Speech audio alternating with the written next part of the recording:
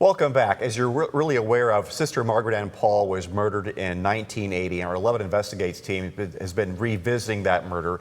A priest was convicted in 1986, and there's questions about Monsignor Schmit, whether or not he dragged his feet in the investigation.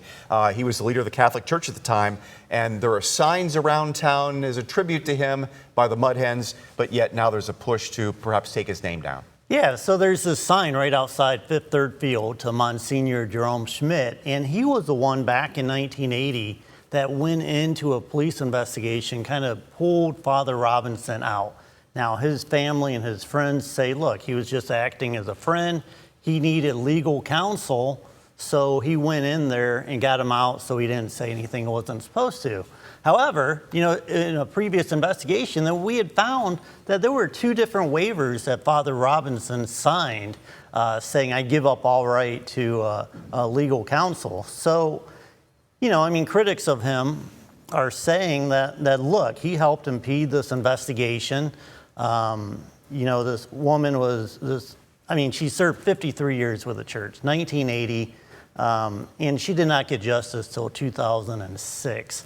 And they're saying it was largely because he interfered in the investigation. Well, Brian, yes, did he interfere? It looks like, yes, that's what happened. But his motivation, of course, was he's protecting the church, which would be his duty anyway, he would probably feel to God and to the church. Sure. You can make that argument, but then the people are like, Sister Margaret-Ann, she gave 53 years to the church. Yeah. She, she gave up everything when she was 19 years. She gave up, getting married, having a family. She dedicated the rest of her life to the church. And where is she in all of this? The church wanted to protect Gerald Robinson, who actually was the killer. And they kind of, what some people say, they kind of cast her aside and forgot about her. Well, there are supporters of Monsignor Schmit. What's their viewpoint in this whole thing? Yeah, their viewpoint is that, look, this is nothing more than Monsignor Schmit and Gerald Robinson were good friends, and he just wanted to go in there and kind of advise him a little bit. And, other people say he wanted to go in there, use his friendship, and say, hey, Father Robinson, if you had anything to do with this, tell the police so we can get this all over.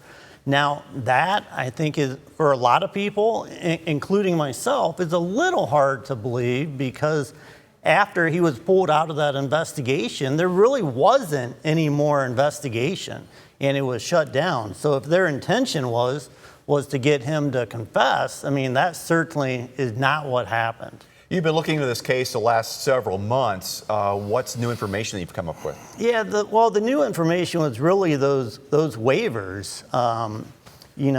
At the Board of Honor meeting, council member Venice Williams, she said, look, he had a right to representation, which nobody disputes. He did have a right, but those clearly showed that he waived the right. And then there was also now retired Detective Tom Ross, who was the lead investigator back in 2004 when this came up. He wrote in a letter to the board that, look, we found a receipt that the church had paid $10,000 for his legal expenses. Now, they were told all along at the very beginning that the church paid nothing, that the lawyers were acting pro bono, but this receipt shows something completely different. So, yeah, their messaging is kind of off. The Board of Honor is going to meet this week. How do you think the vote's going to go? Well, the Board of Honor recommended that it get taken down. So tomorrow afternoon, the Toledo City Council is actually going to vote on that recommendation. Now, they need 7 votes in order to take the sign down. I don't want to say one way or another, but I think things are looking positive that this is going to pass. Going to be curious to see how that turns out, and you'll be following it for us. Yep. Brian Duggar, thanks.